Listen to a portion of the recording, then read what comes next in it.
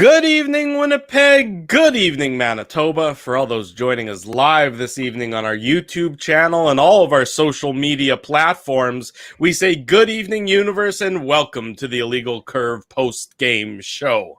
With Dave Minuk, with Ezra Ginsburg, I am your host, Drew Mindell. We're talking about tonight's Game 2 between the Jets and the Oilers. A low-scoring affair. One goal, but that's all that the Winnipeg Jets needed off the stick of Paul Stastny in overtime to give the Jets a 2-0 series lead, to give them a 1-0 victory in this second game. They're going to be a very happy team flying back to Winnipeg ahead of the Sunday-Monday back-to-back games 3 and 4. Gentlemen, good to see you on this Friday night. An entertaining contest. Sometimes 1-0 games are dull and boring, and there's not much there at all. Certainly wasn't the case tonight. The Winnipeg Jets with a bit of a masterclass for the second consecutive game on how to neutralize and how to mitigate the damage that can be done by both McDavid and Draisaitl. Yeah, absolutely, boys. Good evening. And, it's really the story through two games, Drew, right? Like, obviously, Connor Hellebuyck has been, sensational, which we've come to expect over the years. But, the fact that Draisaitl and McDavid tore up the Jets during the regular season and they're pointless through two games. I mean, let's be honest, most of the Oilers are pointless through two games, but specifically McDavid and Draisaitl. And I think you could see in this game specifically, these guys are getting frustrated. I think the entire Oilers team is getting frustrated because they're throwing the kitchen sink at the Winnipeg Jets. And I thought specifically Josh Morrissey and Derek Forbort were really spectacular tonight. And obviously Dylan DeMello as well, guys, right? Like he pulled the Dominic Hasek stopping that shot from McDavid, right? And obviously, you could see that it was a little bit of a stinger on the bench. But, just incredible. It just seemed like, the Jets were willing to sacrifice their bodies and give the Oilers credit. I mean, they were desperate, especially after that first period. That was one of the more impressive periods we've seen from the Jets, maybe all year long. They had so many high danger chances. I mean, Kyle Connor, I think himself had 5 high danger chances in that first period, and Mike Smith just made 2 incredible saves. So, this game was back and forth. You mentioned it, Drew. I mean, this series has been surprisingly low scoring. I don't think we were expecting it to be as high scoring as it was during the regular season, but just a really entertaining game. And, going back to Winnipeg with a 2-0 lead, you can't really ask for more than that. And, it's going to be really tough for the Oilers to, get back in this series, especially if McDavid and Draisaitl continue to be held scoreless. But just overall, a great effort, and, good for Paul Stastny. He scores that just, pretty fluky goal, really. I mean, it looked like it might have been a screen or a tip, but that's oftentimes how these games end in overtime. They end quick, and it's off of, just a puck that's put on net. And, it happens to be not of the, nice variety. So, wow, it's pretty on the scoreboard, and that's all that matters for the Winnipeg Jets, in tonight's victory. You're right, Ezzy. I mean, you don't get any bonus points for Harlem Globetrotter-esque overtime winners. You put the puck on net, and good things happen. And this was a case of a good thing happening, certainly for the Winnipeg Jets. A seeing eye shot. Mike Smith is going to obviously rue letting that goal in, and Oilers fans are going to rue the decision made at the beginning of the season by Ken Holland to bring Mike Smith back as their goaltender. Obviously he had a fantastic regular season. The playoffs were always going to be the bugaboo about Mike Smith. Tonight, he certainly didn't play poorly, but he had one missed opportunity that Connor Hellebuyck didn't have, Dave, and that's the difference between it being a 1-1 series and a 2-0 series for the Winnipeg Jets. Yep, and again, we've said it for pretty much the entire season. We said Connor Hellebuyck has to be your best player. We said it during the beginning, prior to the season, this series starting between the Jets and the Oilers, and we've said it, now after game 1, and we'll say it again after game 2. Connor Hellebuyck has to be your best player. And people are in the chat are 100% right. The team's commitment to defense has been exceptional. There's still things that are happening, but, with Dave Tippett's choice to go with McDavid and Draisaitl on the same line, you saw the other lines getting more opportunity and the Oilers being less dangerous, throughout their lineup because they had kind of concentrated all their firepower on that on that, top line. And one of those things that we saw was, again, this Jets team committing to team defense. And so you have Connor Hellebuck, who's playing out of his mind. I mean, he didn't have to make, too many, even though it was funny because the first period, it was 6 shots for 6-6. And then in tonight's game, there were 28 shots between the two teams. I think it was 17-11 for the Winnipeg Jets after the first period. So it was a little more high event hockey, but Connor Hellebuck, I mean, it begins and ends with him. And Blake Wheeler, every single player, it doesn't matter who, you can interchange the player. They're all going to say the same thing. Our confidence radiates out because of who we have in net. We've said that. We're not geniuses for saying that, because everyone in the chat knows that. Everybody in Winnipeg who watches this team knows that this team's success begins and ends with number 37 in net. And when he is playing the way he's playing, and some of those saves, again, look, he got help. Dylan DeMello, I jokingly called it the hand of God and then the hand of DeMello. And obviously it hurt him. Like, as he said, he was on the bench, then he went to the room, came back on the bench, ended up finishing the game, which is a very good sign for the Winnipeg Jets. But, he made that save. Connor Hellebuck can't make them all. He tries to, of course. But when you have Connor Hellebuck playing that way, it's very difficult to see. And the Jets committing to defense the way they have, it's very difficult to see the Edmonton Oilers coming back in the series. I'm not saying impossible, but I'm saying the Jets are making it very difficult.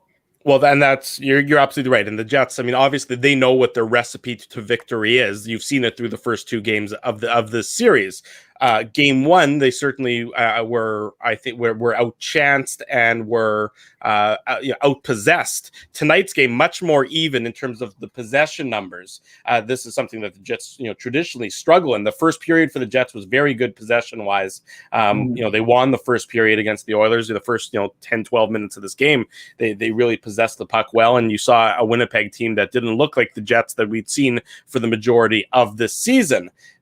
Second and the third period, the second period, certainly the Oilers got their legs and they took it to the Jets a little bit, but Connor Hellebuck has the great equalizer. But, if you had said that the Jets and the Oilers are going to be almost relatively close possession-wise, 53% for the Oilers, 47% for the Jets at 5-on-5, you would think that that's going to be a good result for the Winnipeg Jets, simply because that's not typically their MO. They're not a possession team. Tonight, they were more of a possession team. They played a better game tonight. I thought I liked their game better tonight than game 1 on Wednesday. And, they get rewarded simply because, they get the shot through. Mike Smith, who was very good in the course of this game. So I'm not going to take anything away from Mike Smith, but that's a save you have to make.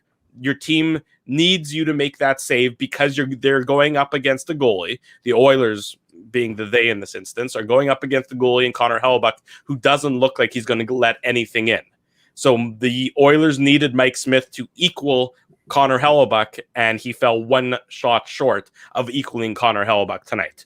Yeah, you're 100% right, Drew. Like, when you get into an overtime situation, I mean, that the margin for error is slim, and you knew that you were going to have to probably beat Hellebuck. It was going to be tougher for the Oilers to beat Hellebuck than for the Jets to beat Mike Smith. That's what you're saying, right? And you're 100% right. Mike Smith has been fantastic all year long. He's been, we talked about it, like he's kind of one of those dark horse. He's not going to be in the top 3 Vezina finalists, I don't think. It's most likely going to be Hellebuck, Vasilevsky, and Marc-Andre Fleury, but I think he's kind of on the outside, right? Like you'd put him probably in the top 10 goalies at the very least. But you're right. I mean, that wasn't a good one.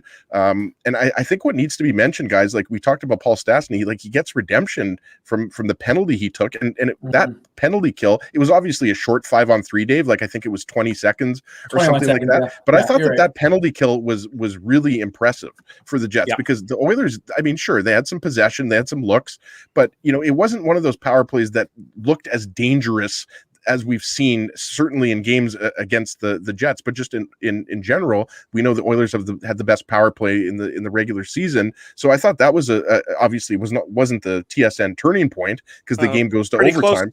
Pretty close to the TSN turning point. Given the success the Oilers had on the power play against the Jets, certainly in the regular season. Against everybody, Drew. Against everyone. You're absolutely right. Best power play in the league. For the Jets to be able to kill off that 5-on-3 with, I'm going to say, relative ease, comparatively to some 5-on-3s that you see, the Oilers weren't dangerous on that 5-on-3. They weren't really what I would say is especially dangerous on some of their other power play opportunities in tonight's game.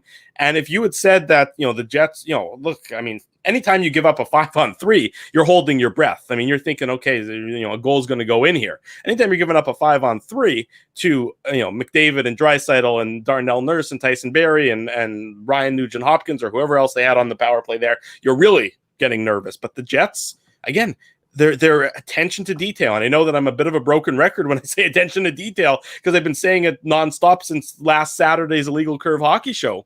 But the attention to detail that the Jets are showing in these games is something that, I'll be honest, I didn't think they had it in them.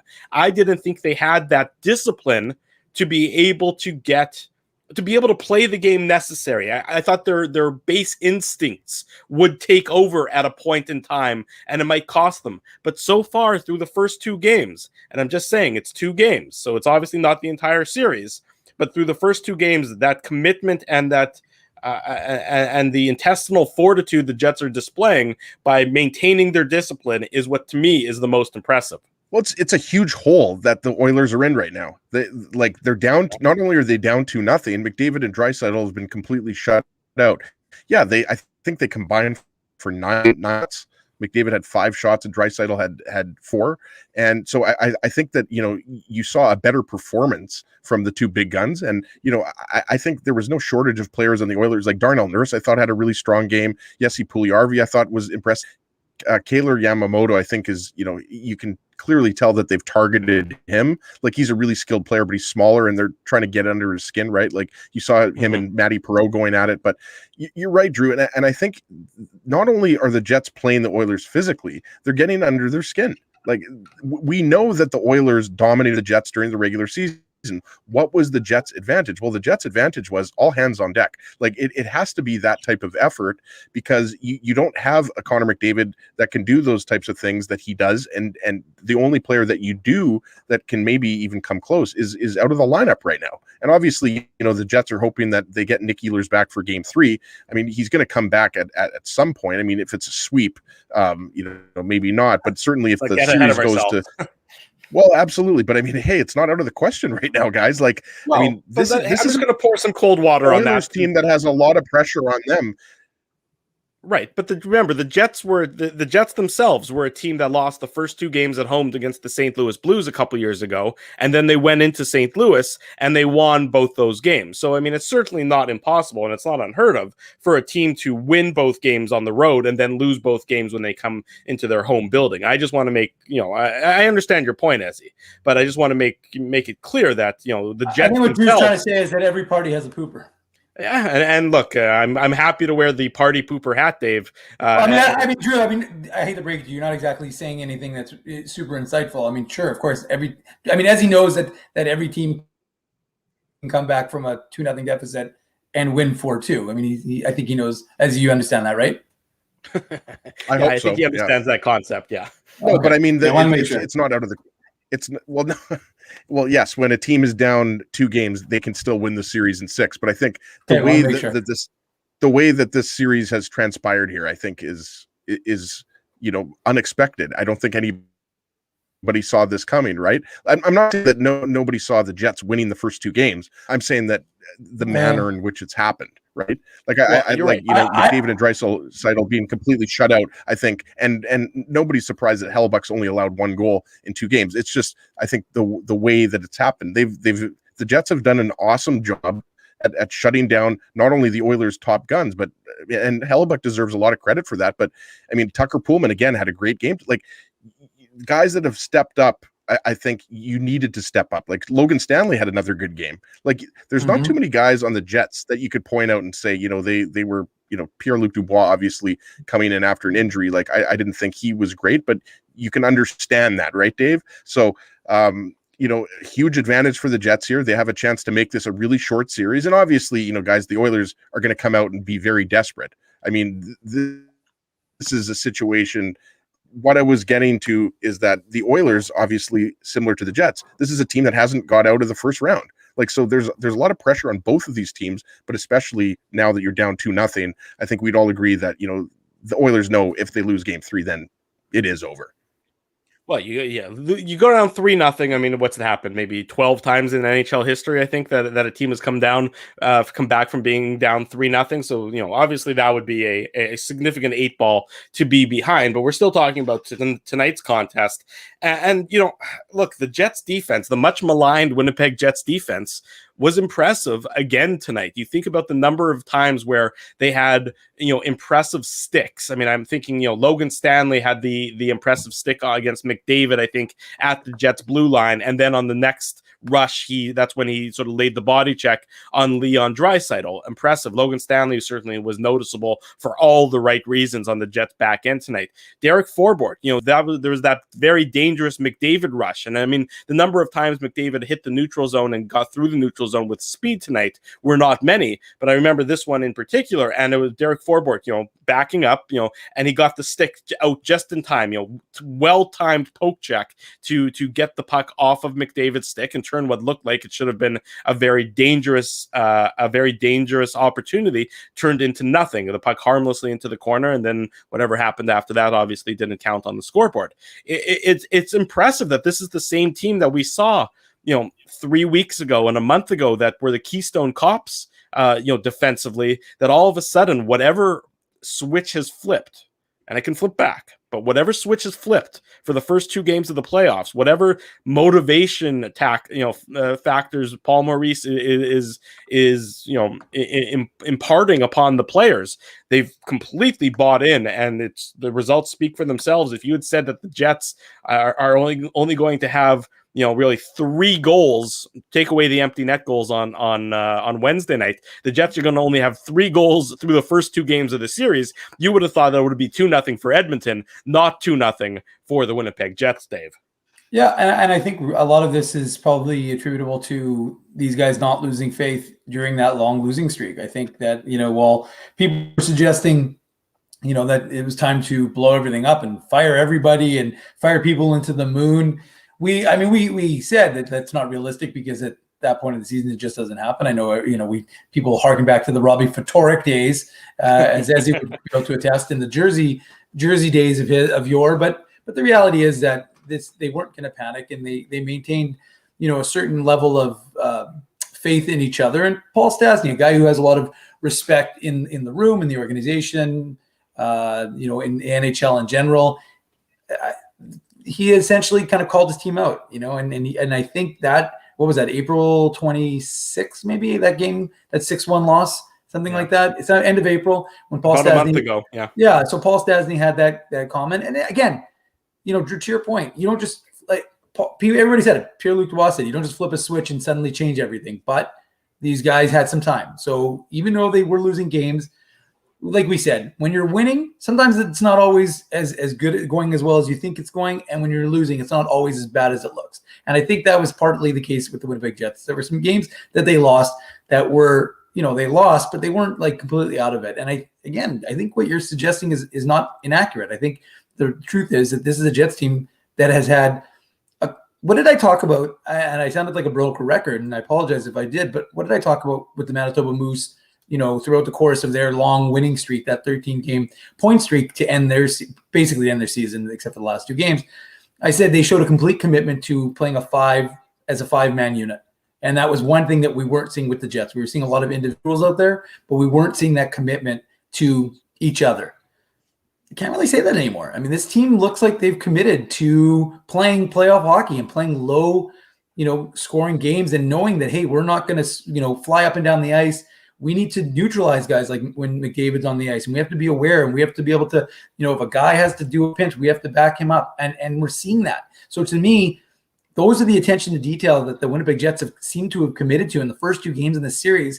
And if they continue this, and there's no reason to think that they wouldn't, if they continue this, I don't see how Edmonton can get back in the series, because remember, the big advantage we talked about was that Edmonton was going to have, the last change, and they were going to have the option of matching the lines however they wanted. We talked about Dave Tippett being a good coach in that regard. Well, when you've got one line that the Jets have to be, a quote, afraid of, and they're not afraid of it anymore because they're defending it fairly well, then you don't have a lot to really do. And so your advantage, which you have, which a lot of people thought you might have, is nullified. And then what do you have? You have a team that's not as deep as the Winnipeg Jets, And the goaltender, I'm not maligning Mike Smith because Mike Smith has been very good. He's making excellent saves. But again, at the end of the day, if Mike Smith isn't perfect, then you've got a problem. Bottom of the hour, Friday night. We hope everyone is enjoying themselves. You're listening and watching and chatting with the Illegal Curve post-game show. Drew Mandel, Dave Minuk, Ezra Ginsburg. We're talking about tonight's Game 2 victory. The Winnipeg Jets defeating the Edmonton Oilers to take a 2-0 series lead. A 1-0 victory for the Jets. Paul Stastny, the goal scorer in overtime. You talked about Dave Tippett there, Dave, and you talked about, how he's a good tactician and he's a good, and he's well regarded in terms of being a strategist as a head coach. What did you think of his decision to put McDavid and Draisaitl together tonight? So he's put them together now, and they didn't do anything tonight. They were held off the scoreboard again. Was it a panicky move by Dave Tippett? I mean, you look at the time on ice that McDavid and Draisaitl played in tonight's game, and I have it here if I can pull it up quickly enough. Leon Draisaitl played 30 minutes and 21 seconds in tonight's game. I know it went into overtime, but it didn't go that many minutes into overtime that should skew it that dramatically. Connor McDavid, 26:45. No Jets forward. I believe the Jets forward with the most time on ice in tonight's game was Mark Scheifele, just under 23 minutes. So, certainly a more well-balanced alignment of time on ice for the Jets. But what did you think of Dave Tippett going with Draisaitl and McDavid together and sort of, I thought it was a little bit of pressing the panic button a little too soon after only one game. No, it's not hitting the panic button, Drew. It's what you said earlier. It's the amount of time that they played, because 4 minutes of that time was on the power play. But even with those 4 minutes of power play time, that's a lot of ice time. So Dave Tippett's been doing this all year long. He's had McDavid and Draisaitl together, and then he's had Draisaitl up the middle. And then even when Draisaitl and McDavid have been both up the middle, he'll late in the game if they need a goal, right? And obviously you'll see them on the power play together. So I know what you're saying. I think he was using them too much. That's what my answer would be. And I think it'll be interesting to see, if they go back to Draisaitl centering the line with Nugent Hopkins and Kailer Yamamoto. But yeah, you're right. I mean, you go back and you look at the regular season. I mean, Draisaitl and McDavid get a lot of ice time. Sure. We know that, but you're right. You're absolutely right. And it was noticeable, right? It was like, you look at the ice time, you watch that game, and basically they were on the ice for 50% of the game, right? At certain times, it looked like they never came off the ice. So, I think, I wouldn't say panic, but I would say that, they were desperate. And especially, these guys are used to scoring basically every period. And, the Jets are completely shutting them down. And yeah, they're getting their shot attempts and they're getting their shots. But you could see, like, Derek Forbort was, getting in his face. He was deflecting shots. Same thing goes for Dylan DeMello. I thought, again, I said Morrissey already, and I think, guys, that the Jets have risen to the challenge here. And I think, Dave mentioned, the 7 losses, the losing streak. I think that's part of it. And I think, if the Jets do end up winning the series, we're going to look at that losing streak and we're going to say, this woke these guys up. But I also think it's losing all of those games to the Oilers. And I think that has given the Jets extra motivation. I agree with you 100%, Drew. Like, the intensity and the passion and the emotion that we're seeing from this Jets team, it's fantastic. And obviously, you would say that maybe they saved it up and they didn't have a lot to play for towards the end of the regular season when they essentially already had a playoff spot locked up. And I mean, it wasn't mathematically locked up, but we all knew that, Calgary and Vancouver and Ottawa had no chance. But it's been impressive. And, if the Jets are able to do this, I don't think, I could be wrong. I've been wrong many times, as you guys know, more wrong than right. I don't think, even if this series ends up being 4 or 5 games, I don't think you're going to completely keep McDavid and Draisaitl off the score sheet. Maybe they do, but you do it for a couple of games, and we know how good these guys are. 1-2 in regular season scoring. I would expect a few points by the time this series is over. But so far, they've been really executing their game plan to a T. And Drew, I just wanted to add in the one thing I was going to say is that when you asked the question about Dave Tippett going to Draisaitl and McDavid, I don't remember the exact stat, but whatever it was, they had an ungodly amount of success the game after they had both been held off the score sheet. So whatever Yeah. it was, there was like a lot over 2 points a game per guy yeah, or something. So I guess the thought process with him was that generally once that happens, they have a fairly good response, and I think that's probably what you expected. But again, I think what it allowed Paul Maurice to do was neutralize them because of the way the team is committed to playing right now. And again, it's not that this is a perfect game for the Winnipeg Jets. It was a close game. It was a 1-0 game. You know, Dylan DeMello doesn't get his hand up. That's in the back of the net, and you know the Jets are trying to play for overtime. So you're not sitting there saying it's not as if the Jets beat them 5-0. It was a 1-0 game in overtime. Could have gone either way. Connor Hellebuck once again is Connor Hellebuck, and the Jets played a good, you know, committed game of hockey. But like I said, I think if you're the Oilers and now you've tried McDavid and Draisaitl separated, now you've tried them together, you're hoping that something is going to happen because like what more can you do, right? The Jets seem to have figured this out a little bit, and I think from an Edmonton perspective, when you've lost the element of, you know, momentum, you know, and everybody pumping your tires and everybody telling you that, and the Jets are embracing this role, we're underdogs, even though, like I said, like a lot of pundits, not necessarily us, well, Ezzy and I, hashtag no big deal, but a lot of the pundits were betting against the Jets, but not all. It's not as if it's not like it was like there were a lot of models. I think Blake McCurdy's model had the Jets as a winner. There were a few other analysts who had the Jets in beating the Oilers. So it wasn't as if it was like a David versus Goliath type situation. But again, I think this is a Jets team that used what they needed, right? They were able to kind of create something. You know, Andrew Kopp, I think in response to a Freezer's question, said, well, if, you know, people want to disrespect us, they can. We'll just use that. So they'll use it. They'll use whatever they've got to do, but they're up 2-0 right now in the series, and they're looking pretty comfortable come back to Winnipeg.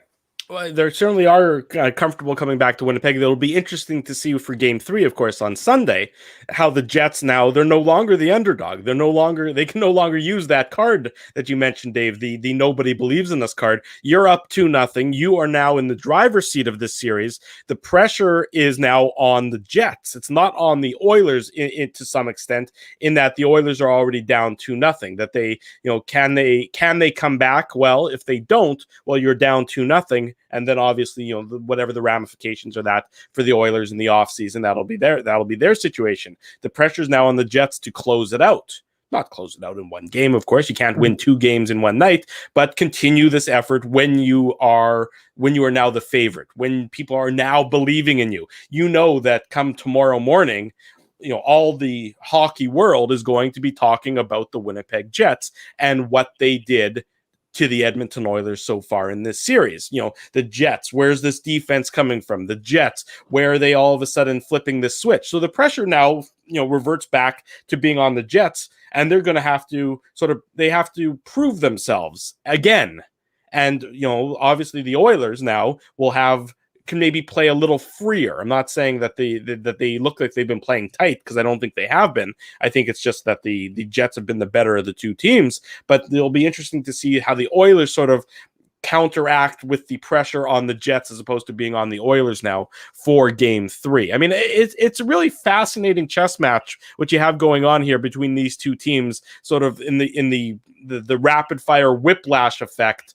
You know, between the Jets having the pressure and then the Oilers having the pressure, and now back on the Jets. Really fascinating a couple games, and the results obviously for the Winnipeg Jets fans have been terrific. And Drew, you mentioned, you know, a couple of years ago against St. Louis, they were in this position, and then obviously in 2018, you know, go on their way to the West Final, but most recently against St. Louis. And you know, when you consider, you know, what's at stake here, I mean, there's obviously pressure on both sides, but you're right. I mean, there is going to be pressure, especially because you were able to steal a couple of games on the road. You've struggled at home all year long, right? Like, let's not forget about that. You know, but you know that the Oilers are going to come out with some PISS and vinegar. They have to, right? And like, look at, I don't expect there to be many changes on the Oilers front. The big one would be, you know, Nick Ehlers for the Jets. But I think, you know, you as you mentioned earlier, and Dave touched on this as well. The blueprint for the Jets is pretty simple. I mean, the way that they've played for the majority of the last couple of years, I mean, that's not going to work against a team like the Oilers. And you have to keep this low scoring, and you have to keep it relatively low event. But the other thing too that I think we have to talk about, like, you've seen the Jets throw much more rubber at Mike Smith than they were during the regular season, right? Like, and in the first game, you saw some stretches where that second period, I remember, especially the first half of that second period, I think there was one shot. I remember mentioning that a couple of nights ago. But like tonight, I mean, Andrew Kopp, I think he had 4 shots. He ended up with 4 shots. Adam Lowry, Dave, I think he was around 4 or 5 shots. Like, I thought that line, and they set the tone. And that's one thing, we didn't get too much into, Drew, earlier in the broadcast, but this Jets team has dictated the pace. And you saw, like, this is kind of like traditional playoff hockey where if you don't have a clean entry, you dump the puck in, you go get it, you put the shot on net. Obviously there were a few odd man rushes, but not really, guys. Like, this style of hockey is very different. I'm not talking about in general, I'm talking specifically between the Jets and the Oilers. This is a completely different brand of hockey. And I think the Jets, even though you didn't necessarily know that they were able to play this brand of hockey, or at least sustain this type of hockey for, 2 games, 3 games, 4 games. And obviously it's only been 2 games, but the point is they've done it for 2 games. So there's no reason to believe they can't do it. And obviously, Dave, you're going to get bruises and you're going to get bumps. This type of hockey, takes its toll. And obviously, the Jets are lucky that they're relatively healthy right now, and hopefully they get Ehlers back, as we talked about earlier. But you're going to have that type of mentality, right? Like we said it earlier, all hands on deck. You're going to have guys blocking shots, and guys that I thought Kyle Connor also had a very good game defensively. Yep. Like, he obviously, had his high danger chances. And Mike Smith, I still don't know how he made those saves. And Kyle Connor's absolutely due for a goal. We know he tore it up towards the end of the regular season.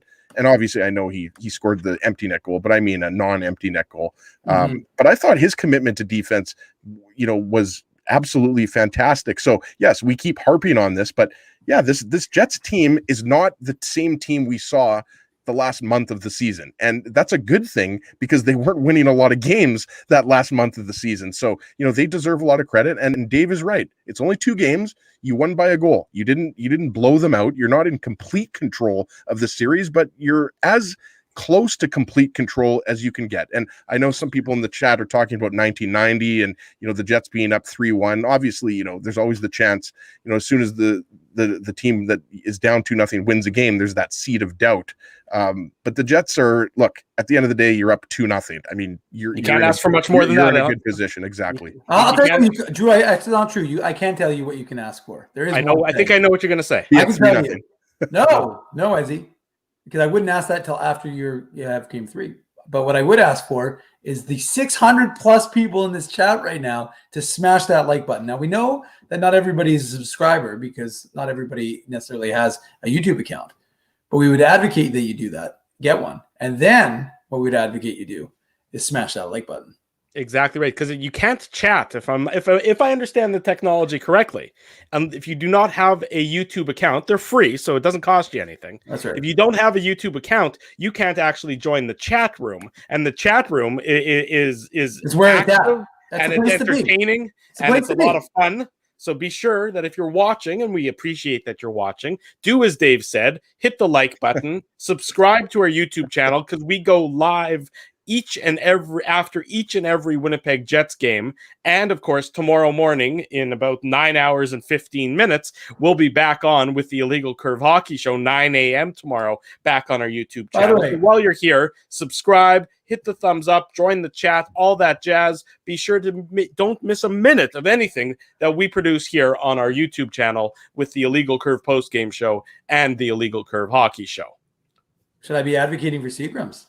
I mean, is this a fireball? I mean, Seagram's is a sponsor. Seagram's is a sponsor, and I think advocate means drink. Like, you just substitute the word advocate for drink. And that's what John Siegel is talking about. It is a Friday night, so maybe we should pour ourselves some fireball. I had a suggestion that if we do something in the chat, then maybe we take a shot or something like that on a Friday night. Maybe that would be acceptable. Except we have a show tomorrow. I did, by the way, as an aside, say, wouldn't it be ironic on Friday? Was it Wednesday? Yeah. I could just see this game end up being like 2-3 overtimes. Then we have to do our show tomorrow. It's gonna be just hell. But thankfully, it was only one. It was less. How long was that again? When did the game?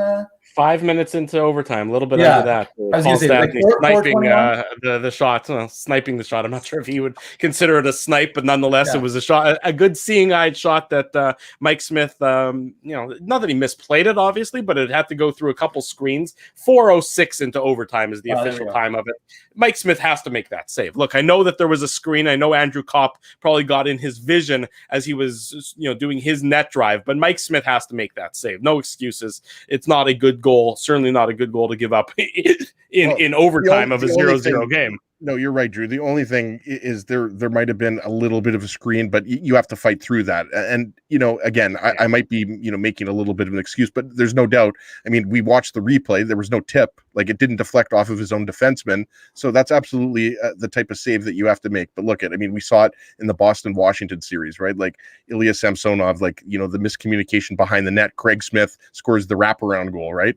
And, Steve Valiquette, MSG analyst, says nobody scores on wraparound goals. Well, when the net's empty, you can score on a wraparound goal, right? So, we've seen some weak goals, but 100% right. Especially, and it's tough to fault, as Dave said, he doesn't want to malign Mike Smith because he's been really good the first two games and he's been good all season long. But there's no doubt that was a weak goal, and you'd rather be beat by a pretty goal. But look we've seen that so many times in overtime where, a dirty, greasy goal, just you put the puck on net. And it's the biggest cliche in hockey, but you saw that in overtime, right? Like, guys were shooting basically from the boards, right?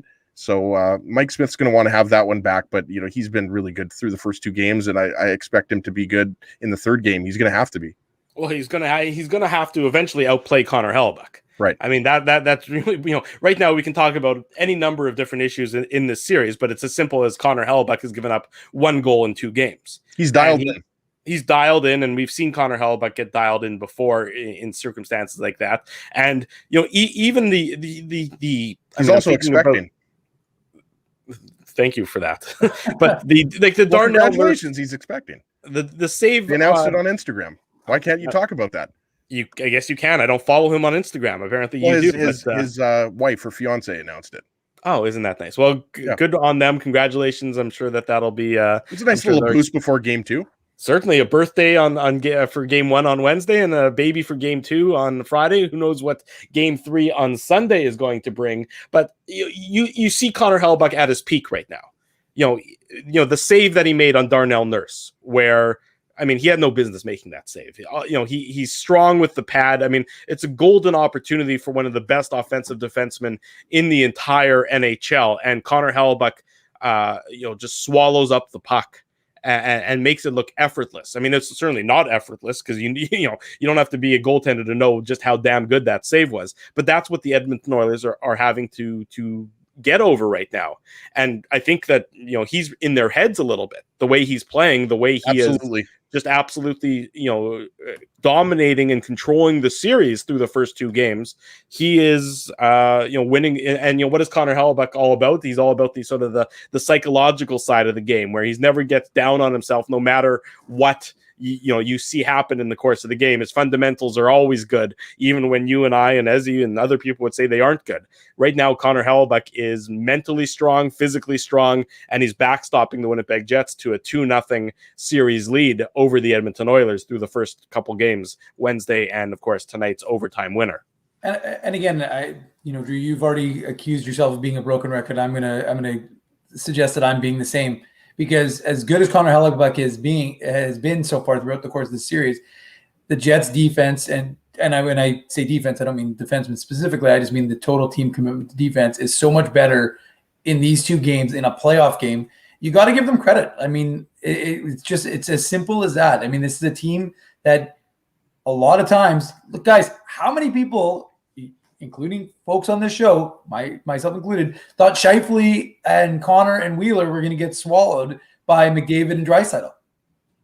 This guy right here. Well, and it's not like you'd be an idiot for suggesting that, because the numbers throughout the course of the year haven't looked good when they've gone head to head. But yet, what were they in game 1? They were positive for the Scheifele line, were they not? In the head-to-head, I think. I believe so. Yeah. I believe so. Anyways, the point is, they're played exceptionally well. Like, you've got to give credit where credit is due, and they've done what they've needed to do to get this team to the next level, because you couldn't win the way they were winning before. It wasn't sustainable. It wasn't sustainable to have Connor Hellebuyck stand on his head on nightly. Connor Hellebuyck still has to be good. Connor Hellebuyck still has to be your best player. I don't think anybody's going to deny that. But the team commitment, like I said, the total team commitment to playing a team game, not an individual game, is so far above what it has been that it's hard to see this team. There's a disconnect between what this team is now versus what we saw before. And I think it's a good thing. I think it's a testament to the team having, like I said earlier, one of my responses to you, Drew, I think this is a team that's really committed to, themselves and each other, and we're seeing it on the ice. Yeah, let's take a quick break. We got to run some ads. When we come back, we'll talk more, of course, about the Winnipeg Jets and the Edmonton Oilers. Want to talk about sort of the Paul Maurice aspect. You can see the comment up on the screen right now from Brent talking about, got to give credit to Paul Maurice. I mean, Paul Maurice was certainly a much maligned head coach. I thought he's done a pretty good job so far this series, and he's certainly got his Jets team bought in on the defensive side. Something that I didn't think that was necessarily Brent want to possible. talk about architecture, though. That's the real question, because he's an architect. Well, we'll see. Maybe he's talking about how Paul Maurice has built up the team's confidence, something like that, or designed a new approach for the Winnipeg Jets to take to being victorious. By the way, I can't talk about architecture, but I have pretended to be an architect before, like George Costanza. So you are our Costanza, Ezzy. There's no doubt about that. Before we go to break, I want to give a shout out to a new sponsor of the Illegal Curve Hockey Show. Lynn's Heating, Cooling, Sewer, and Drain joins the Illegal Curve advertising roster. We appreciate their commitment to the show. So, check out Lynn's Heating, Cooling, Sewer, and Drain. And of course, if you are interested in becoming an advertiser for the Illegal Curve Hockey Show, or somebody who might be interested, we have tremendous advertising opportunities available. You can see the ticker at the bottom of your screen. For more information, you can send an email to any of the three of us, or a generic email. Send it to advertise@illegalcurve.com. When we come back, much more on the Jets' 1-0 overtime victory over the Edmonton Oilers. You're listening, you're watching, you're chatting with the Illegal Curve Hockey Show. We are live on YouTube and all of our social media platforms. Keeping Winnipeg laughing for over 30 years. Rumors, Canada's longest-running comedy club, bringing you the biggest laughs from the best comedians on the planet. Jerry Seinfeld, Chris Rock, Jon Stewart, Dennis Miller, Brad Garrett, the greats, and all the up-and-comers too. When was the last time you laughed out loud? Make it a great night out with friends, or book your office or birthday party. Even a fundraising event at Rumors. Get all the details and dates on upcoming shows at rumorscomedyclub.com. Hey, Drew. Ezzy, whoa, what a smile! Yeah, I got my crowns done at Linden Market Dental Center, and they whiten my teeth. I see. They're so bright that every time I smile, they go... We have hockey tonight. Do you have a mouth guard to protect those pearly whites? I sure do. Whoa, they even ting through the mouth guard. Linden Market Dental Center covers all your dental needs, from restorative to cosmetic dentistry, and will fit you with a sports guard for that active lifestyle. 877 Waverly. See lindenmarketdental.com. Hi, it's Drew from Illegal Curve here. Selling your home can be stressful, but it wasn't for me. Thanks to my friends at Zappia Group Realty, they made the process so easy. My home sold within 48 hours, and with multiple offers. Zappia Group Realty took care of everything with their exquisite customer service and attention to detail. If you want to sell your home for more in less time, get started by talking to Frank and Mauro Zappia of Zappia Group Realty. Online at zappiagroup.com. While you can't always count on your team winning, nor your favorite player scoring, one thing you can always count on is Bernstein's Deli. They've expanded their services because the team at Bernstein's Deli wants to accommodate your needs and keep you safe. Open Tuesday to Saturday from 9 a.m. to 6 p.m. to serve you. Head to your phone, in-store or online to shop for groceries or order meals from the restaurant, like the legendary Illegal Curve sandwich. Just go to bernsteinsdeli.com. This year's Stanley Cup playoffs may not have fans in the arena, but you can still cheer for the Jets from the comfort of your own home.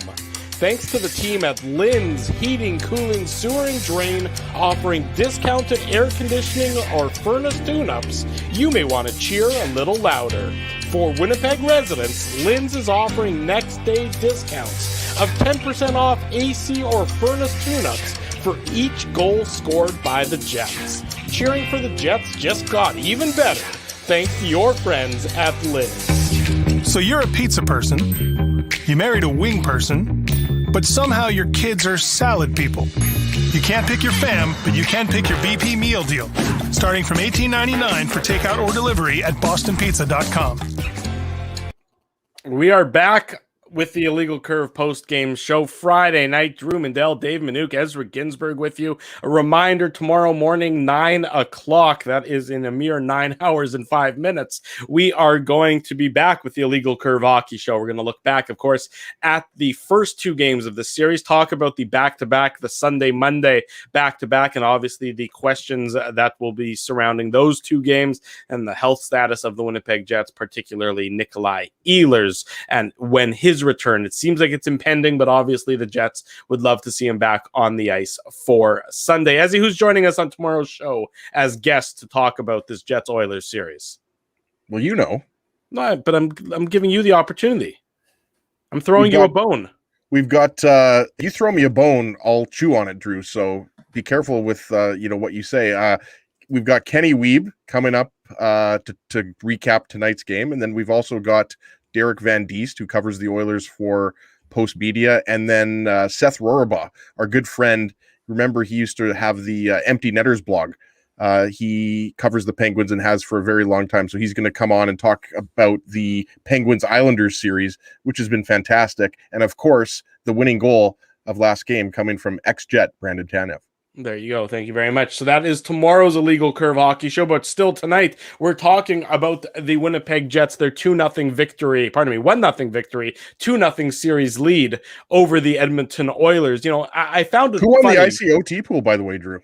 To be perfectly honest, I haven't had a chance to look yet. So when this post-game show is over, I will then refocus my attention onto the ICOT pool and see who won. I believe somebody picked Paul Stastny. So as long as somebody picked Paul Stastny, they're going to be heading to Rumors Restaurant and Comedy Club and seeing a great comedy show with our friends at Rumors, which reminds me, of course, after every game that goes into overtime in the playoffs, be it a Jets game or any of the overtime games at all, hashtag ICOT pool. You send in who you think who is going to score the OT winner. If you choose correctly, you may very well win a prize from our friends at Rumors Restaurant and Comedy Club. So, I found it interesting right before the 5-on-3 opportunity for the Oilers. I know I was on Twitter, of course, and looking at some of our friends in Edmonton, and there were a lot of people that were Edmonton media too, which is never a really good look, complaining about the officiating in the game. And I think they're saying that the Jets are getting away with interfering with Connor McDavid and interfering with Leon Draisaitl, which is why they are neutralizing, which is how they are neutralizing their impact on the game by mitigating their speed through nefarious methods. I mean, I don't know. I haven't seen anything that would tell me that this officiating has been one-sided or that the officiating hasn't been, legitimate, both ways. But I did find that to be particularly interesting, and that stopped right when the Jets got called for the 5-on-3 situation. Well, I don't know, Drew. I saw that Matthew Perreault penalty, and I was a little bit surprised that it was not evened up. To me, that was an opportunity. I mean, Perreault gets slashed first. He reacts with the slash, then he gets punched, then he reacts with a punch.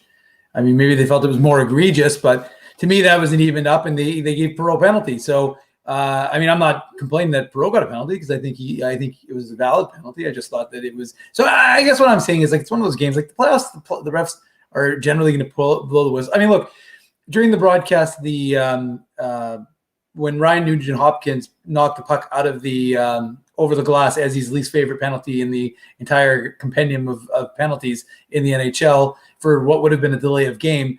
It was interesting because I thought, it was funny on the broadcast. He said, it was clear. I mean, I watched it. I saw the replay. It wasn't that clear. It wasn't even that clear. I mean, and again, I didn't really care one way or another, because I can understand. Look, guys, hockey's a fast game.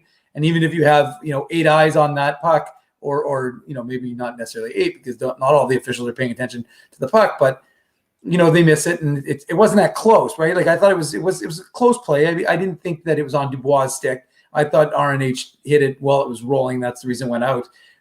But I mean, I don't know. I always get a little bit like I really don't think the refs give a shit, to be honest with you. I don't think the refs are going to care about who's winning these games. I know people think that, and again, when our friends in the media, whether it's a bad look. It's a bad look when it's not, unless it's the most blatant thing you've ever seen in the world. Yeah, it's a bad look, and it wasn't, and I don't mean to pick, and I'm not making this about a Winnipeg Edmonton thing, but it was, multiple friends of ours from the Edmonton media were complaining about it, and I just thought that it was.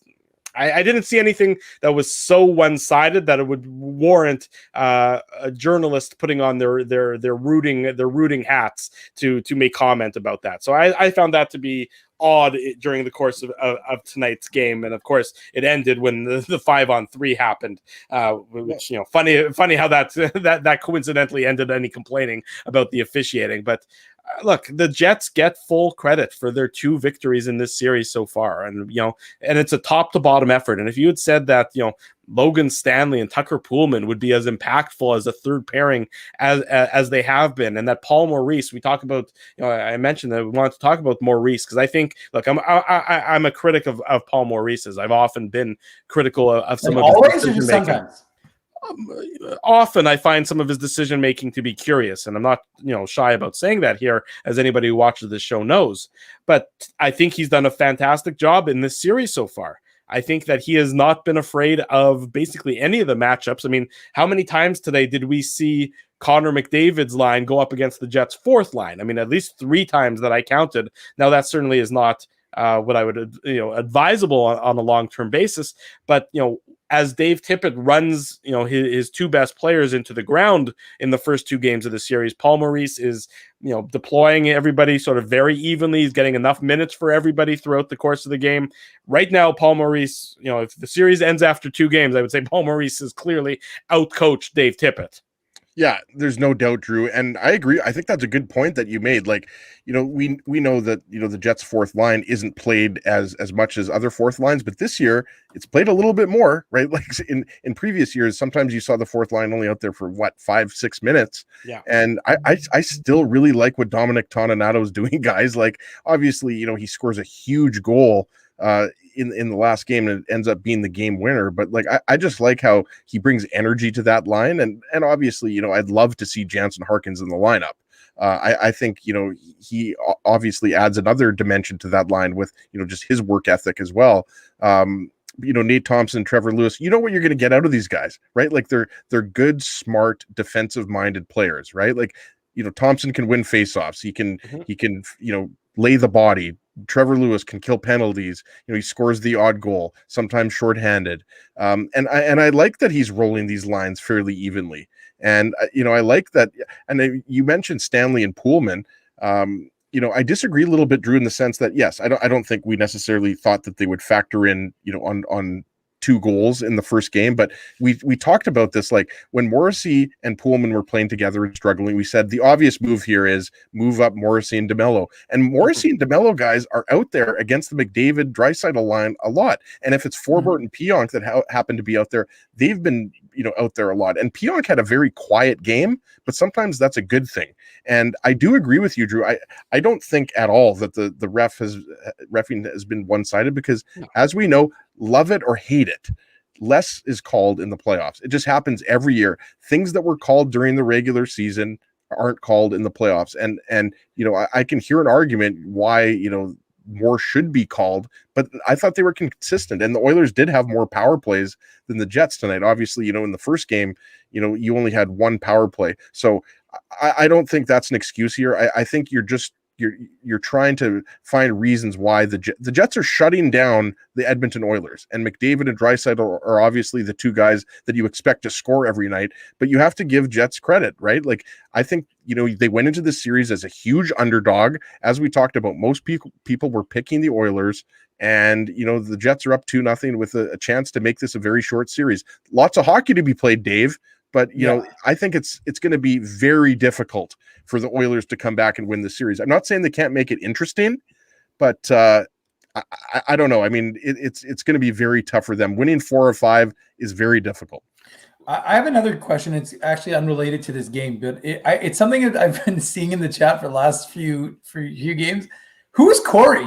I don't know if you guys have seen this, but like everybody's saying, "Where's Corey? Where's Corey? Where's Corey?" So maybe someone can fill us in. I'm assuming. See, now Troy's talking about Troy. Don't be a Corey. Saying Corey there says, so he's saying the Jets. Apparently, I think Corey is a troll from Edmonton who comes on.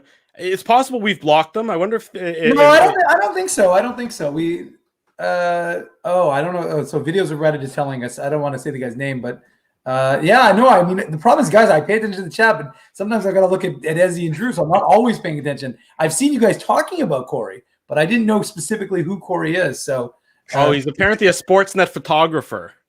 Oh, that's what I'm saying. He might be. It looks like he's a buddy of Rennie's, and maybe he's a Sportsnet photographer, according to videos of Reddit. Who comes on and waves the. He's the Edmonton cameraman. Is what Colin Jensen, our good friend. He eats steak with ketchup too. Colin Jensen, who's our good friend from way back. One of our original. Hutz has given us the 411 on Corey. There you go. Huss is even telling us who it is. There you go. We learn something new every night here on the Illegal Curve post. Sorry, guys. I mean, we're as dialed in as what's going on, as most people. But I was just curious. I'm like, this guy Corey is earning a lot of people writing about Corey right now, and I needed to know a little bit more. So now, hang on. I'm getting word. Corey is going to join us on tomorrow's Illegal Curve hockey show. Well, that's good to know. Now I know who Corey is, and Corey is quiet. Everybody is very excited that Corey is quiet. I do love the fact that Haas called him the Jabroni Sportsnet cameraman that was on Kenny and Rennie. That's brilliant. Well, now that Haas is in the chat, should we get Haas in here? Well, obviously, yes. Invite Haas on. Okay, I'll text Haas. Why is that even a question? There's 650 people that want to talk, that want to hear what Hustler has to say. Why would we not be listening to Mr. Winnipeg Sports Talk? So yes, definitely get Hustler in here. And while we're waiting for Hustler to get in here, we're going to tell some people to smash that like button, folks. Yes. Let's go. No, we got to get them to do it. We got to get up there. We're going for a new high. Pierre-Luc Dubois made his series debut tonight after missing game 1 against the Oilers. What did you think of his game? I mean, the sort of the most noticeable moment that I remember from Pierre-Luc Dubois is that he skated hard to negate an icing, which should have been an icing, but he was able to get behind the Oilers defenseman to get it eliminated. So what did you think of Pierre-Luc Dubois' game tonight, Dave? You know what? I thought it was okay. I mean, again, like I said, I think he's a guy who needs to kind of get himself ramped up. Like, and he said it when he was asked about today in the availability, he's asked about that idea of, not playing. I think it was Mike McIntyre from the Winnipeg Free Press asked him about that idea of playing that meaningless game against the Leafs to end the season. And he said, well, it wasn't meaningless to me because of the way my season has gone. I wanted to use that game as a motivator to kind of get myself in, because I can't just like flip the script and be ready to go. So I think he's a guy who's like more of a slow build.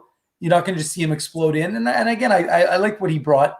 You're still wanting a little bit more from Pierre-Luc Dubois, but I like his mixing it up with Cassian. I liked his smile. I like Lowry, actually. I like the way Lowry was really physically present and not. And you kind of forget, right? Like Cassian's a big boy, and Lowry makes him look small. Like Lowry was looking, like pretty. And Cassian, again, like I said, like Cassian's a tough guy, but Lowry doesn't really. And Lowry's not a fighter, but he's not backing down, and that's an element. I think when you have a guy like that, like an Adam Lowry, who's there to kind of, again, responsibly defensively, obviously, but imposing a little bit of his will, because that's not something this Jets team really has a big element of. And I think Adam Lowry makes those guys a little bit bigger when he's out on the ice and he's doing that and he's not letting his teammates get pushed around. To me, Adam Lowry looks like a player now who knows exactly what his role is in the NHL and is embracing it and is doing it and is committed to doing it better than anybody else on the ice at that point in time. He's playing with a confidence. And for Adam Lowry, confidence doesn't equate to goal scoring.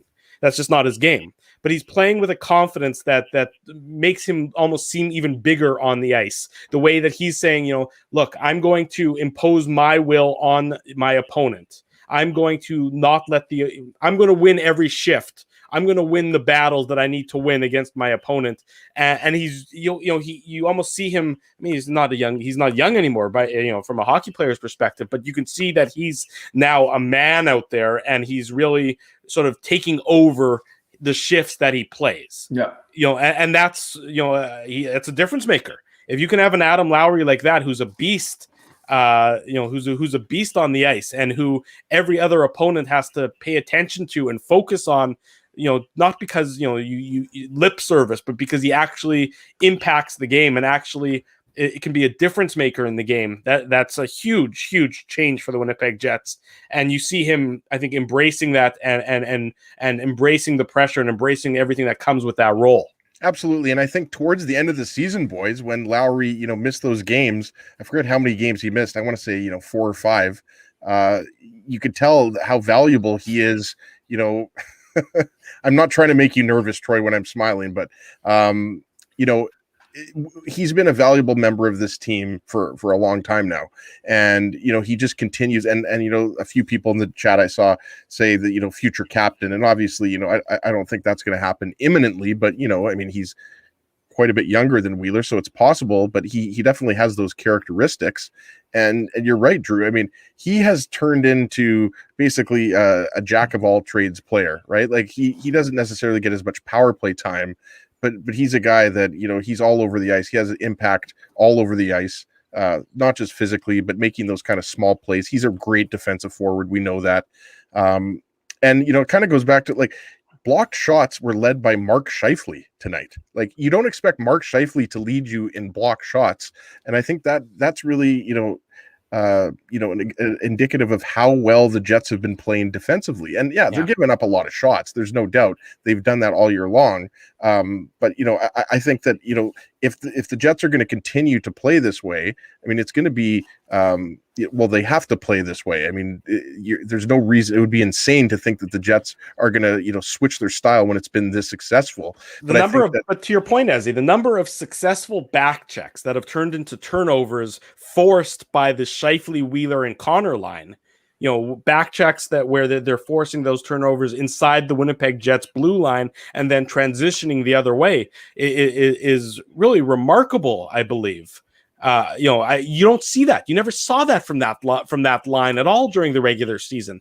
They just weren't those players. And I know that certainly, a factor of that is the curious nature of this past regular season. But when you see those guys buying into the defensive side of the game, and, that's always been the question mark, is when is a guy like Mark Scheifele? When is a guy like Kyle Connor? When are they going to become more defensively responsible? You're seeing it in the first 2 games, and they're also still getting some decent looks on the offensive side of things.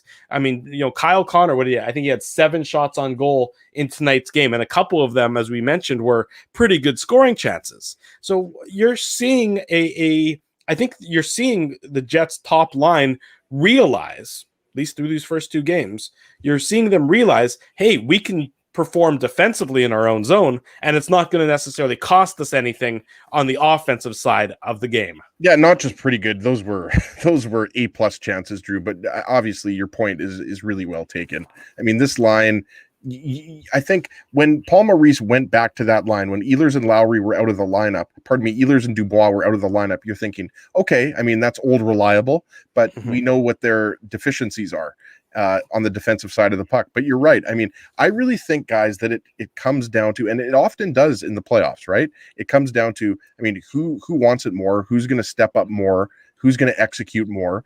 And I think these guys, they've rose to the challenge here. Like they really have. And I think, if the Oilers go out quietly here in the first round, I mean, they're not done. The window's not closed by any stretch of the imagination. There's going to be a lot of cap space available for the Oilers. Like we know, the players who are coming up, right, Dave? Like Ryan Nugent-Hopkins, Tyson Barrie. The belief is that it's more likely that Nugent-Hopkins is going to re-sign with the Oilers as opposed to Tyson Barrie, who's probably going to go elsewhere and sign as a UFA. But look, if the Oilers lose this series, regardless if it's in 4 games or 6 games, there's going to be a lot of questions asked. And, there would be questions asked if the Jets lost this series as well. But right now, the Jets are spoiling the party. They're outplaying the Oilers. They just stole 2 games in Edmonton. And you can say whatever you want that there's no fans or anything like that. And yes, the Jets were better on the road this year than they were at home. But I mean, the Oilers, there's no excuses here. There's nobody to blame. The Jets have gotten their face. They've played physically. They've taken time and space. Like, how many times have we seen, McDavid push to the outside or Draisaitl push to the outside? And even players that you even play. Sorry, that comment got me. I'm not an exotic dancer. But I tried to be one. The hats, people are asking about the hat. The hat was from Ezzy's bachelor party. Yep. We went on a boys golf weekend, and in Brainerd. In Brainerd, we were down in Minnesota when we could cross the border and when we could, leave our houses. So yeah, in fact, 4 years ago now, Drew. You folks have no excuse not to tune into the post-game show tonight, and then the Illegal Curve Hockey show tomorrow, and then the post-game show on Sunday, and the post-game show on Monday, because you literally are not allowed to leave your house. I mean, that's the rules are that you can't leave your house. So you have no excuse for not tuning into all of our shows over the next 3 days or so, because there's going to be a lot of them. Anyways, the point is those hats were made for Ezzy's bachelor party, and they certainly attracted the necessary attention that you might expect from something that says Big Daddy's bachelor party. Yeah, it was good times down there in Brainerd. If you are listening and you haven't, or viewing, I should say, and you haven't, you're into golf or you're into fishing. Yes, it's a great place for a bachelor party, or just a great place in general to go down in Minnesota. Yes, Breezy Point, as our buddy Colin Jensen was asking on the chat there. Yes, they're at Breezy Point. Fake Elvis, Drew. Remember Fake Elvis? I do remember Fake Elvis. I think Fake Elvis is unfortunately burned into my mind, but the golf was fun and the booze was all inclusive, so that made for a very entertaining weekend. In any event, obviously we have a lot more to talk about for the Winnipeg Jets, as 2-0. They take the series lead against the Oilers. They win both games in Edmonton. They come back on Sunday to play Game 3. We know who the goaltender is going to be. It's obviously going to be Connor Hellebuyck. The Monday question: do they go back to back? Do both teams? I think both coaches. I think what happens in Game 3 will dictate what they do for Game 4 as it pertains to goaltending. The Nikolai Ehlers question. Well, first of all, I don't think there's any question the Oilers are not going to use Koskinen in net. I would agree with you. I don't think they have any confidence in him. They shouldn't. I agree with that, Dave. Yeah. So I'm just saying, and the reality is, I don't think that we know we've talked to enough former NHL goaltenders who would say that there's been a little more of a move towards platooning. But with Connor Hellebuyck, I unless he gets, again, I think your point, Drew, is that if his workload is insane on Sunday night, then maybe. But if the Jets are able to keep it controlled, I don't see how you don't start. It's a huge advantage, boys, for the Jets. Like, no goalie played more than Hellebuyck this year. Like, to me, that's a huge advantage. And forget the fact that Hellebuyck is outplaying Smith. And I think we would agree Laurent Brossoit is a better backup than Mikko Koskinen. You're 100% right, Dave. And I don't think it matters what happens in Game 3. Like, if the Oilers win, I still think you go back to Hellebuyck. Yeah, maybe, Dave, if it goes to double overtime or triple overtime or something like that, then maybe you see Laurent Brossoit. But I would expect it's going to be Hellebuyck and Smith both games.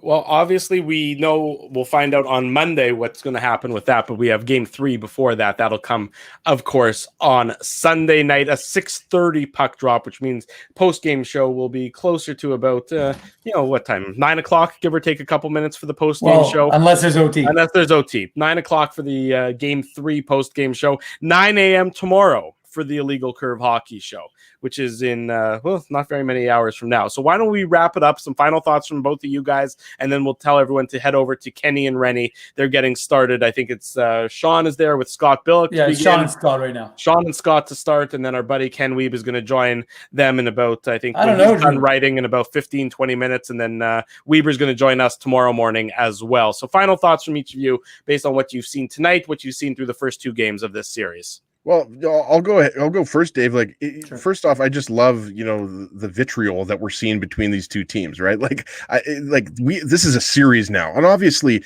the Jets are up 2-0. It doesn't have to be, tied 1-1 for it to be a series, but I just love, what we've seen through these first 2 games. I love the way the Jets are playing. They deserve to be up 2-0. And I think it's going to be really interesting to see if Nick Ehlers, who is practicing in a contact jersey, if he's able to go, because wouldn't that be a huge boost for the Jets if he's ready to go? So, the big question and storyline going into this game is, can the Jets shut down McDavid and Draisaitl? It might be cliche, but this I've said this before, guys. This is no different than Crosby, Malkin, or Gretzky, Messier. Like, these two guys, it's not like these guys are a couple of really good players. No, they're the top two goal scorers, point producers, I should say, in the NHL. So that's going to be the big storyline for me. But this is a situation where we didn't necessarily see the Jets, in. But as you said earlier in the show, Drew, now there's a little bit more pressure on the Jets in the sense that now they have to close out the series, or at least get closer to closing out the series at home. So, game 3 should be another beauty like tonight's game. Dave Minuk, let's see how you can somehow link this to the Manitoba Moose.